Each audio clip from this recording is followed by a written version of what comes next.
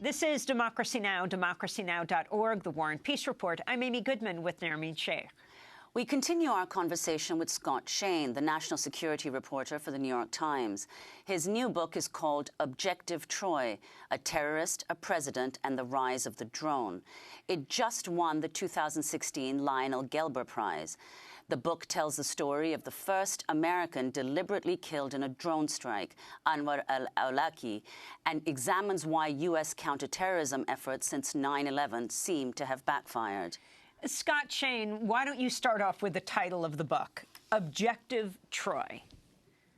Yeah, if you are added to the kill list, the list of suspected terrorists that in the Obama administration have been targeted for killing in drone strikes, the military calls you an objective and gives you a code name. And in Anwar al-Awlaki's case, he was given the name Objective Troy. At first I wondered if that was some reference to the Trojan horse or something literary or symbolic, but it turns out that they gave the people targeted in Yemen the names of Ohio towns. So Anwar al-Awlaki became Objective Troy because of Troy, Ohio, small town in Ohio. And talk about what this program was, what the Obama administration did, and the whole thesis of, well, the subtitle, A Terrorist, a President, and the Rise of the Drone. Well, I wanted to take a look at both sides of the kind of problem that has dominated U.S. foreign policy for 15 years, and that is the threat of terrorism and what the U.S.'s response has been. And the story of Anwar al-Awlaki sort of captures both sides of this, because on the one hand, he was an American who spent about half of his 40 years in the U.S., had a quite happy life here, had a very successful career as an imam here, denounced 9/11, called for bridge building after 9/11, and yet he ended up with al-Qaeda in his last years plotting attacks on the U.S. So I wanted to sort of understand that trajectory and what made him take that course. And on the other side, I guess as a reporter, I've been struck by the fact that just about everything the U.S. has done against the terrorist threat or in connection with the terrorist threat since 9/11, whatever its contribution to U.S. security, has also generated this sort of backlash that has played into the hands of al-Qaeda and more recently ISIS. So, I'm talking about the CIA's black sites, interrogation and torture, Guantanamo, the prison at Guantanamo Bay, and, especially under Obama, the drone strikes. All of these things have become sort of recruiting tools for al-Qaeda and ISIS, proof that, for those groups that the U.S. is at war with Islam, as they say, and therefore, a generator of recruits for the very groups that the U.S. is trying to fight. And al-Awlaki's case also provided insight into that. He was killed in 2011. It took them almost a year and a half to find him. In Yemen, a drone found him. He was killed along with another American acolyte, Samir Khan, and two Yemeni guys from al-Qaeda. And I think at the time the Obama administration saw this as a real victory, a sort of feather in their cap. A few months earlier, they had caught and killed Osama bin Laden. But in retrospect, while Anwar al-Awlaki was removed as an operational terrorist, he wasn't going to actually participate, obviously, in any more terrorist plots. He was a guy whose greatest importance was as the most effective ideologue, propagandist, recruiter for al-Qaeda in English, in its history. And he has lived on the internet.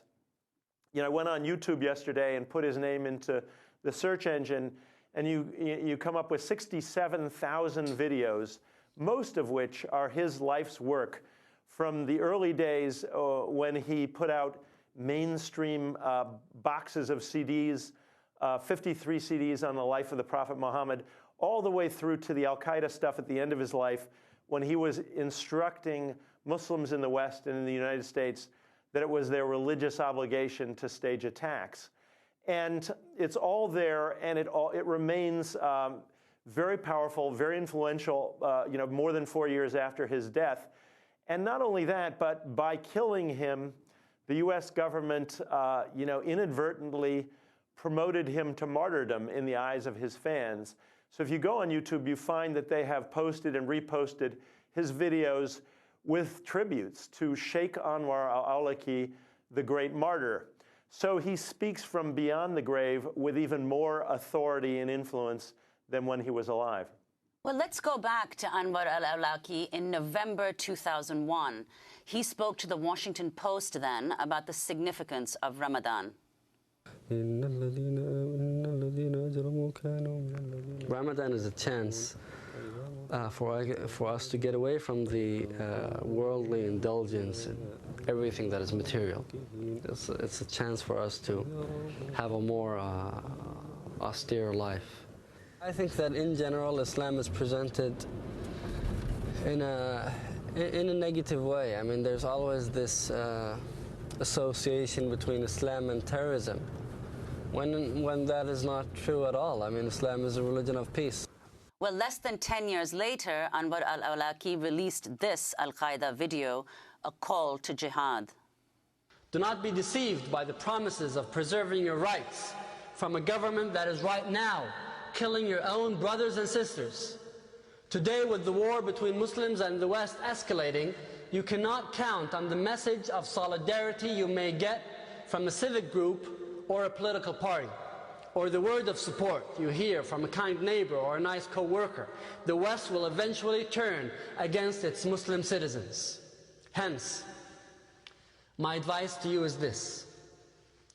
You have two choices, either hijrah or jihad. You either leave or you fight. That's Anwar al-Awlaki. So, Scott Shane, can you talk about his transformation and how he came to work with al-Qaeda? And also that video, where was it recorded? Well, the first video was recorded by the Washington Post when, at a time right after 9/11, when the media in Washington discovered that there was this young, charismatic imam who spoke, native English and native Arabic and was available to explain Islam to Americans who suddenly had a great interest in this topic. And, he was suddenly in the New York Times and the Washington Post. He was on TV, he was on the radio. And he was sort of on a trajectory to become a major public figure in the U.S. He was invited to the Pentagon, right? He spoke, he was a luncheon speaker at the Pentagon, he preached at the Capitol. And, looking back, I have often thought that he might have been a national voice for American Muslims in the last 15 years, a voice that has not really existed at the highest level, sort of on the, Sunday TV shows and that kind of thing. He was certainly capable of that, and I think that was where he was headed. But some personal things and some external, sort of world developments intervened. The first personal thing that happened was he discovered he was actually planning, he was very happy in the U.S., he was planning to stay and keep his career going. The FBI, which had looked into him after 9/11, had concluded he had no ties to al-Qaeda and no ties to the 9/11 plot, even though a few of the hijackers had prayed at his mosques, and so they were worried about that. But they had essentially cleared him. But what he found out was that in the process of following him around to see if he had any ties to al-Qaeda, they had discovered that he had the habit of visiting prostitutes in Washington hotels on a regular basis. And one of the managers of one of these escort services that he'd been using called him up and told him the FBI knew all about these visits. And he panicked. And he was a conservative preacher with a conservative congregation, and he just could not stand the idea that he would be exposed as a hypocrite before the world. and he flew off to the UK and abandoned his career in the US. And so you had this guy with a lot of talent and a lot of ambition, and he was sort of in play at this point, and he was looking for a new place to take his career. And the other thing that happened while he was in the UK, preaching and taking an increasingly radical line, although it was always shaped at that point in terms of Islamic history and sort of the history of jihad in the Prophet Muhammad's time. But the other thing that happened, of course, was the U.S. had invaded Afghanistan, which Anwar al-Awlaki, denounced, but in a fairly modest way, mild way. But when the U.S. invaded Iraq, that had a huge impact on him. And, I think he began to think about what bin Laden had already said, which was that there was a war between the U.S. and Islam, and you had to take sides. And, eventually he ended up in Yemen. He was imprisoned for 1.5 years without charges, in part with the encouragement of the United States, which was worried about his influence, as a radicalizer.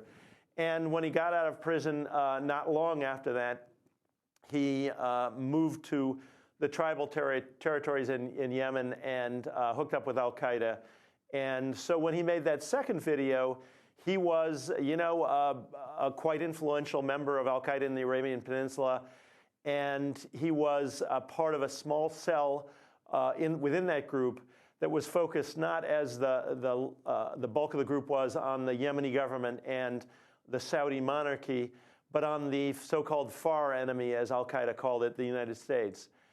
So he played a significant role in organizing the underwear bomb attack on Christmas Day in 2009, as folks will remember, when a young Nigerian tried to blow up a plane over Detroit. He played a role in sending 2 bombs in printer ink cartridges aboard cargo planes addressed to Chicago, clearly chosen because of the association with Obama. So, you had this peculiar situation where Obama had given the kill order, and the American drones were looking for al-Awlaki to send a missile his way in Yemen, and he was, in effect, sending, airplanes back at the U.S. Loaded with bombs. But actually, the plots he was involved in all failed, and as I mentioned, he was killed at the end of September in 2011. Well, Scott Shane, could you talk about the 2010 legal opinion, which made it, in fact, legal and constitutional for the U.S. to kill Anwar al-Awlaki? You write in Objective Troy, before 9/11, anyone proposing to use missiles in a country where we were not at war to kill suspected terrorists week after week would have been met with strong opposition. So could you tell us about the people who wrote this opinion, David Barron and Marty Lederman? Yeah, I mean, what is sort of striking about the drone program in general is in my opinion, excessive secrecy that has been attached to it. So it took years before there was any congressional debate. We still don't know what the government itself thinks is the record of the drone program.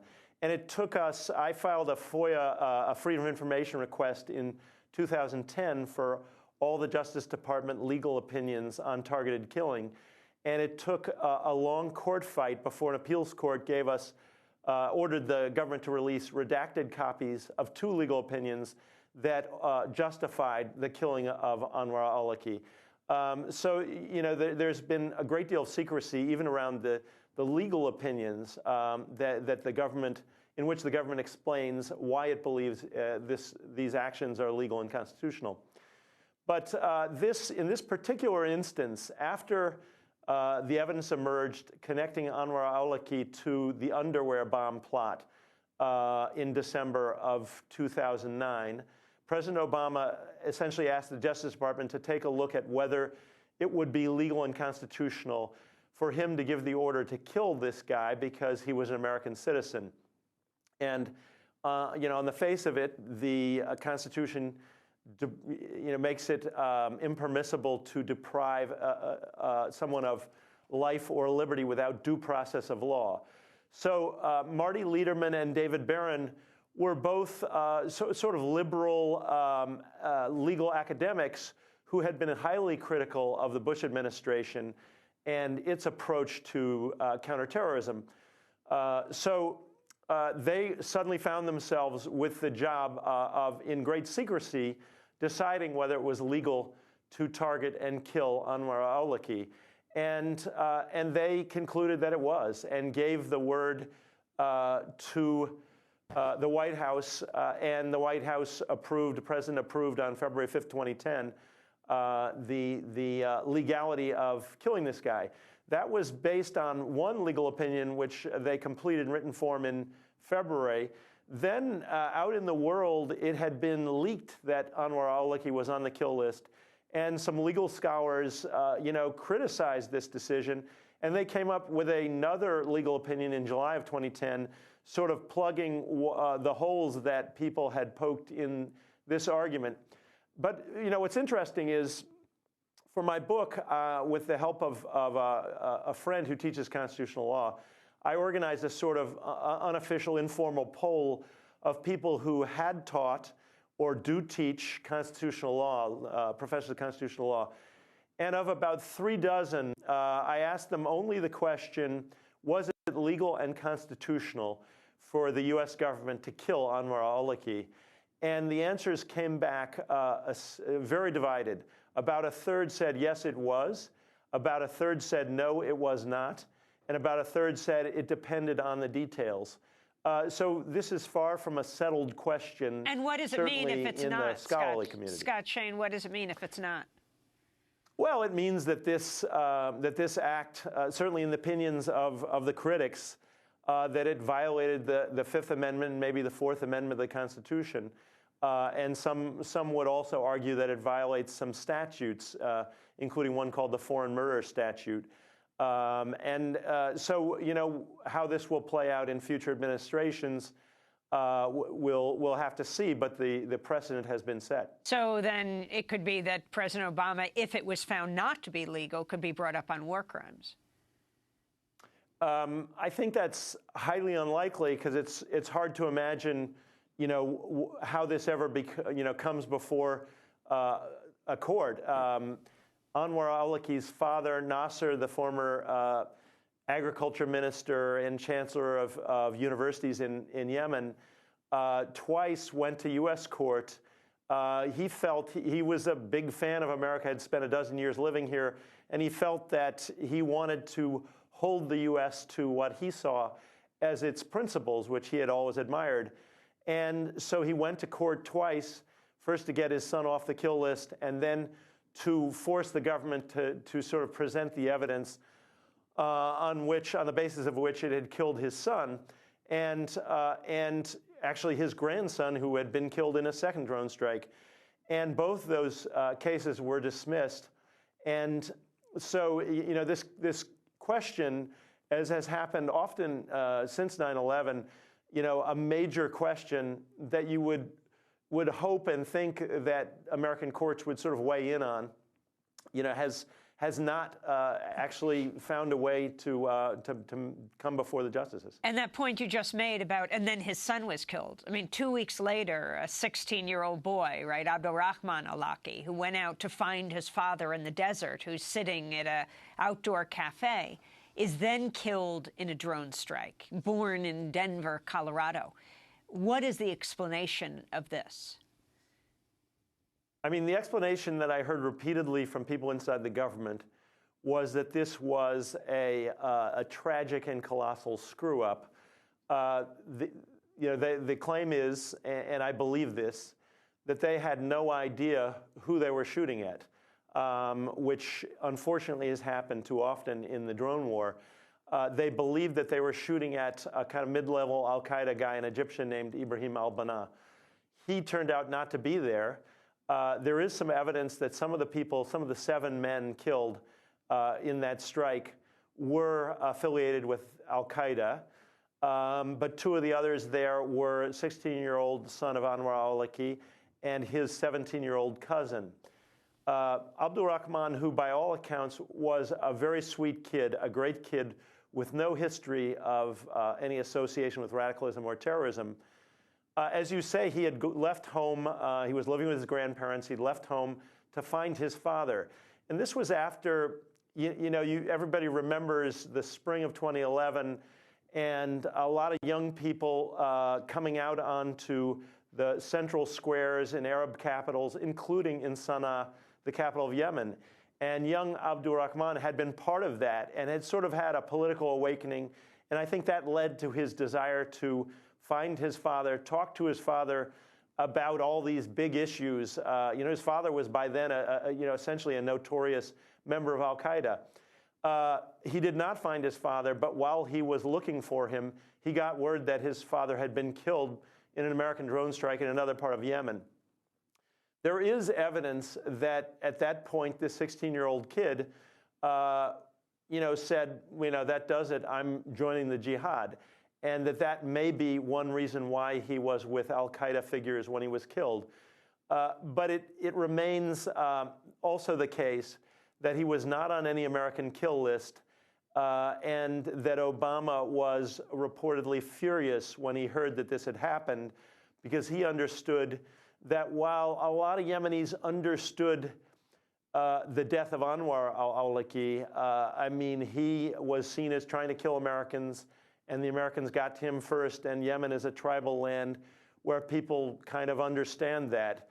The death of the 16-year-old made a huge impression, and when I was reporting for the book in 2014 in Yemen, I found that was still something that caused huge outrage and grief, and remained, a kind of stain on the American reputation in Yemen, and certainly had played into the hands of al-Qaeda there. Well, people in the Obama administration, including Obama himself, have in fact justified the use of drones and targeted killings by saying that it vastly diminishes the number of civilian casualties, or what's referred to as collateral damage. What do you make of that? Well, certainly in the history of warfare, if you take a long view, and you look back at World War I or World War II and the firebombing of Tokyo and of Dresden, let alone the atomic bombs. If you even look at Vietnam, with the Americans dropping huge tonnage of bombs on Vietnamese villages, the killing in those wars was incomparably greater than in the drone program. And I think what drew Obama to the drone was the idea that you would fit the weapon to the target. He thought the big wars in Afghanistan and Iraq had been, essentially failures, disasters, had not really contributed to making the U.S. safer from terrorism, and had these colossal, civilian casualties and casualties for American troops, civilian casualties in the hundreds of thousands. So he thought if a drone could kill 3 terrorists, 5 terrorists, that would, without turning a country upside down, that would make a lot of sense. I don't think he has given up on that belief. He's said to believe that real attacks on the West had been averted by drone strikes. But I think the administration has also learned that it's impossible to get perfect intelligence to tell who's who on the ground thousands of miles away. And so that these drone strikes have in some cases, maybe as many of 10 or 20% of the people killed have been innocents. And that's produced a huge backlash. And the question of sort of the invasion of other countries' sovereignty has produced a big political backlash in Yemen and Pakistan. So, sort of the bottom line on this program remains to be, judged. What is clear is I'm told that there are now 6 countries that have used armed drones. The example the U.S. has set is being copied around the world, and I don't think this weapon is going to go away. So the path that the U.S. has sort of pioneered is going to play out. And we'll see what the consequences are. Scott Shane, we don't have much time, but I wanted to ask about another thread through Objective Troy, a terrorist, a president, and the rise of the drone, and this parallel in the lives of Anwar al-Awlaki and President Obama. and how they grew up, their family backgrounds. Can you talk about this and the different paths they took? Yeah, I mean, I don't think, I don't want to make too much of this. It's, in a way, a somewhat random observation. But it is remarkable that both Barack Obama and Anwar al-Awlaki were born in the U.S. to fathers of Muslim background who had come to the United States to study as graduate students. Both of them then were taken by their families overseas to Muslim countries. And then they came back to the U.S. Barack Obama, of course, went to Indonesia and came back with his mother.